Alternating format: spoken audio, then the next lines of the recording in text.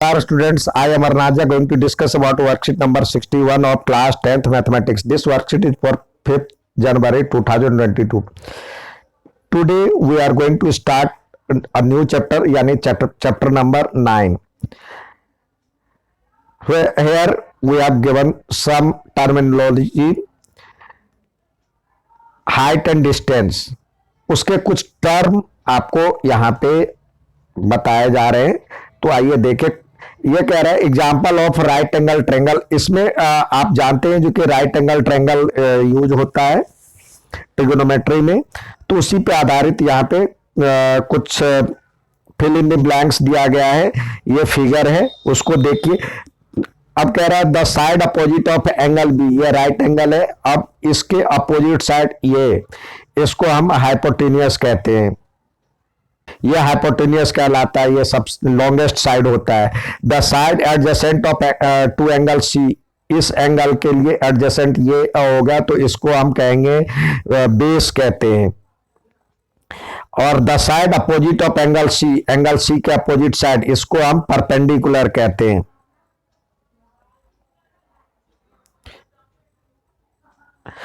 अब आप daily life में राइट एंगल ट्रेंगल की एग्जाम्पल आप देख सकते हैं। ये है राइट एंगल ट्रेंगल, ये भी राइट एंगल ट्रेंगल है, ये भी राइट एंगल ट्रेंगल है, और ये भी राइट एंगल ट्रेंगल है। अब इसमें देखिए कुछ टर्मिनोलॉजी हम राइट एंगल ट्रेंगल में जब हम यूज करेंगे, तो आप जानते हैं जो कि ये राइट एंगल होता है, ये दो एक्यूट एंगल होता है, यानी 90 डिग्री से कम होता है, तो उसकी चर्चा होती है। अब इसके लिए ये लॉन्गेस्ट साइड हाइपोटेनियस कहलाता है, 90 डिग्री के सामने वाला हाइपोटेनियस होता है। अब बेस और परपेंडिकुलर के बीच में कुछ ये देखिए, जब इस एंगल की बात की जाती है, तो इसके लिए जो जिस पे ये एंगल होता है, टिका होता है, एक ये बेस और हाइपोटेनियस के बीच होता है हमेशा एंगल, तो ये बेस कहलाएगा। और इसके लिए थर्ड साइड हाइपोटेनियस परपेंडिकुलर कहलाएगा।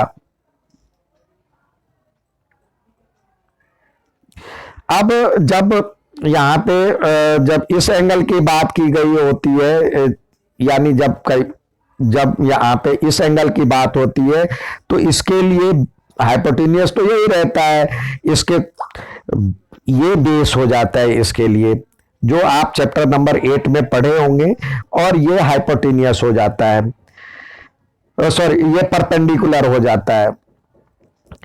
आइए इसमें कुछ और भी दिए हुए हैं।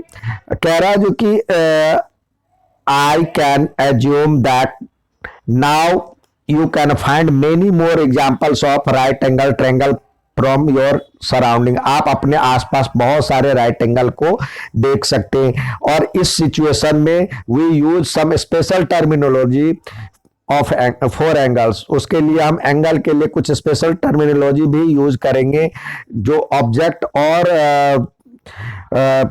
आपके बीच बन रहा है। Let us find about these angles. उस एंगल की बात करते हैं। अब यहाँ पे एंगल ऑफ एलिवेशन होता है। एंगल ऑफ एलिवेशन जब हम किसी चीज को ऊपर की ओर देखते हैं, आप पतंग को जब देखते हैं, तो ये पतंग यहाँ पे है, आप यहाँ पे खड़े हैं और आप पतंग को देख रहे हैं, तो ये पतंग ये ऑब्जेक्ट है, तो ये कहलाता है जिस से आप आंख से एंगल बनाते हुए इसको देख रहे हैं, तो ये लाइन ऑफ साइट कहलाता है, लाइन ऑफ साइट। और इस जहां पे आप है उसी के हॉरिजॉन्टल लाइन आपके हाइट के बराबर जब खींचा जाता है, तो उसके बीच में जो एंगल बनता है उसको कहते हैं एंगल ऑफ एलिवेशन।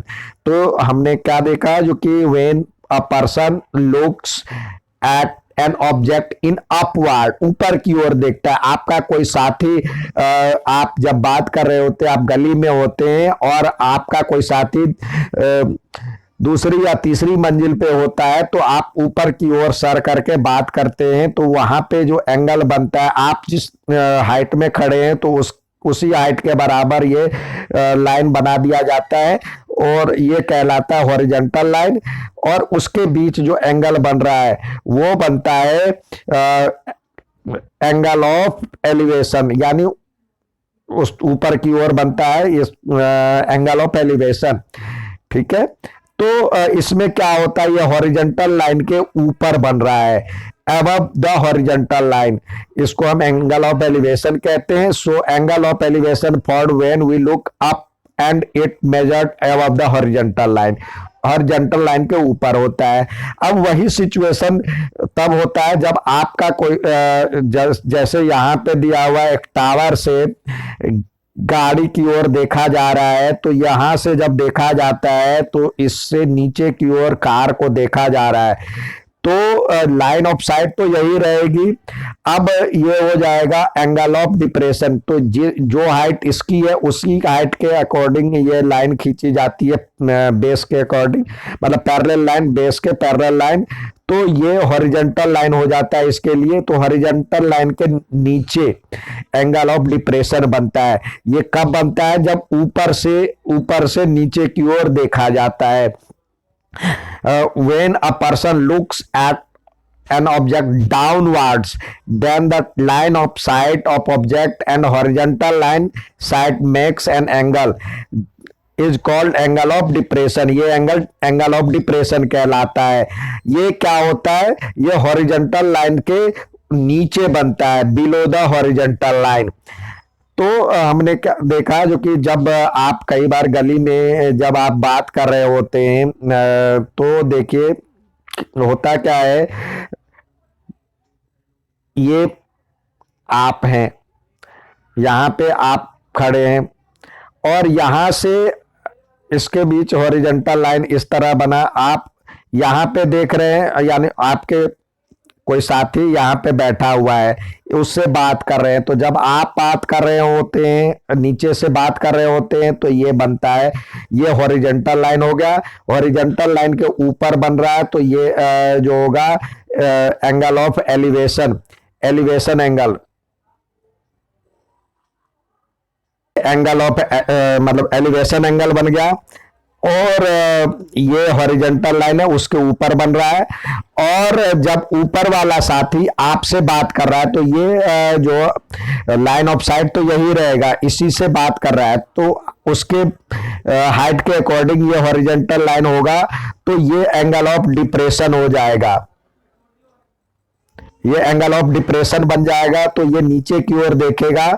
अब ये और ये बराबर भी, ये एंगल और ये एंगल बराबर भी होता है। आप देखे होंगे जब पैरेलल लाइन बनती है, जैसे दो पैरेलल लाइन है और इसके बीच में एक ट्रांसवर्सल लाइन है, तो ये एंगल और ये एंगल बराबर होता है, उसको हम कहते हैं अल्टरनेट इंटीरियर एंगल से इक्वल होता है। तो ये जो एंगल ऑफ एलिवेशन और एंगल ऑफ डिप्रेशन इक्वल भी होता है, लेकिन आपको फिगर के अकॉर्डिंग बनाना होगा। जो आपको दिया गया होगा, क्वेश्चन दिया गया, उसके अकॉर्डिंग आपको सवाल को पहले ड्रॉ करना होगा। तो आइए उसके लिए क्या क्या स्टेप होता है उसको देखें। अब यहाँ पे दिया हुआ है, जो सबसे पहले step to solve question on height and distance के बीच में जो सवाल जब बनाएंगे, तो सबसे पहला काम होता है, ये मोस्ट इंपॉर्टेंट होता है, first draw the figure according to the question. इसमें भी पहले क्वेश्चन का फिगर बनाए, नो फिगर नो मार्क्स होता है, तो पहले फिगर का मतलब क्वेश्चन का फिगर जरूर पहले बना ले। अब उसके बाद जो एंगल दिया हुआ है, एंगल, पॉइंट्स और मेजरमेंट जो दिए हुए हैं उसको मार्क कर ले। अब जो आपको निकालना है, use the applicable ratios, that is sine theta cos, sine cos tan का आप उसमें प्राप्त कर सकते हैं। इसमें जनरली आपको साइन कॉस टेन से आप बना सकते हैं, देखिए 3 से ही। लेकिन कौन कौन सा एंगल आपको याद करने की ज्यादा जरूरत है, तो ये 30, 60 और 45, ये 3 का एंगल को याद करें, क्योंकि यहाँ जो राइट एंगल की बात इसमें होती नहीं है। यहाँ पे आपको जो ऑब्ट्यूस एंगल बनता है, सॉरी एक्यूट एंगल बनता है, तो एक्यूट एंगल 30, 45 और 60 की ही आपको पता है। तो अब जब इसके और इसके बीच में रिलेशन हो, तो यहाँ पे 10 यूज हो सकता है। और जब इसके बीच और इसके बीच निकालना हो तो कॉस का आप यूज कर सकते हैं। और जब इसके और इसके बीच आपको निकालना हो तो साइन का यूज कर सकते हैं। तो तीन को ही याद करके आपको इस सवाल के सारे अंक प्राप्त कर सकते हैं। आइए इस पे कुछ आधारित प्रश्न दिए गए तो उस प्रश्न को करें। सबसे पहला दिया हुआ है, write to difference between angle of elevation and angle of depression. Angle of depression एक साइड लिखे एंगल ऑफ डिप्रेशन और एक साइड एंगल ऑफ एलिवेशन।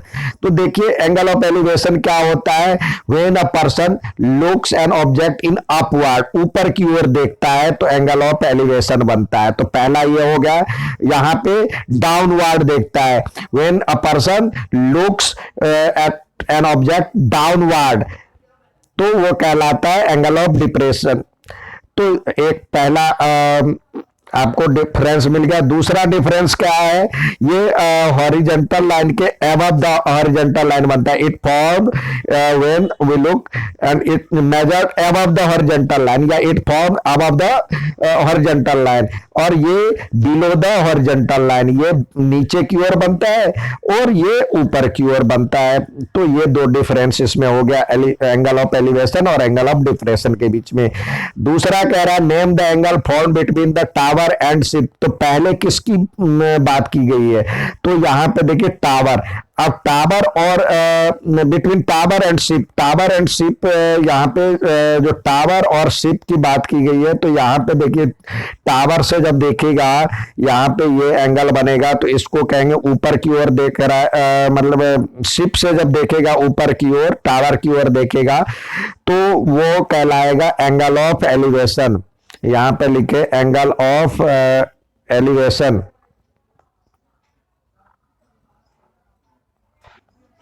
और जब क्योंकि ये लाइन है इधर बना होता है, ये लाइन दिया होता है, तब तो आप एंगल ऑफ डिप्रेशन कहते। यहां पे यही एंगल दिया हुआ है, ये बेस लाइन ये दिया हुआ है, यानी हॉरिजॉन्टल लाइन आपको दिया हुआ है ये, तो इसके बीच में जो बन रहा है एंगल ऑफ एलिवेशन बन रहा है। नेक्स्ट दिया हुआ है, आपको कह रहा है जो कि ड्रॉ अ फिगर। यहां पे दिया हुआ है draw a figure of following statement proper labelling. अब कह रहा है form a point from a point 65 metre above the sea level. ये एक सी लेवल है, उससे ऊपर 65 मीटर एक ये है, ये लिखे 65 मीटर। अब ये देख रहा है, क्या देख रहा है, the angle of elevation of cloud. Cloud देख रहा है ऊपर में, इसका यहाँ पे एक क्लाउड है उसको देख रहा है। और साथ ही कह रहा है जो कि उसकी परछाई, मतलब शेडो जो बन रहा है यहाँ पे सी ये सी है, तो इसके नीचे ये क्लाउड भी उसी हाइट के से थोड़ा सा नीचे दिखेगा, यानी उसी हाइट के अकॉर्डिंग यहाँ पे ये क्लाउड दिखेगा, इसकी परछाई। अब यहां से जब देखता है एंगल, उसको देखता है, क्लाउड को देखता है, और एक बार इसको देख रहा है। चलिए पहले इस, तो ये हॉरिजॉन्टल लाइन है, इसके बीच हॉरिजॉन्टल लाइन ये है।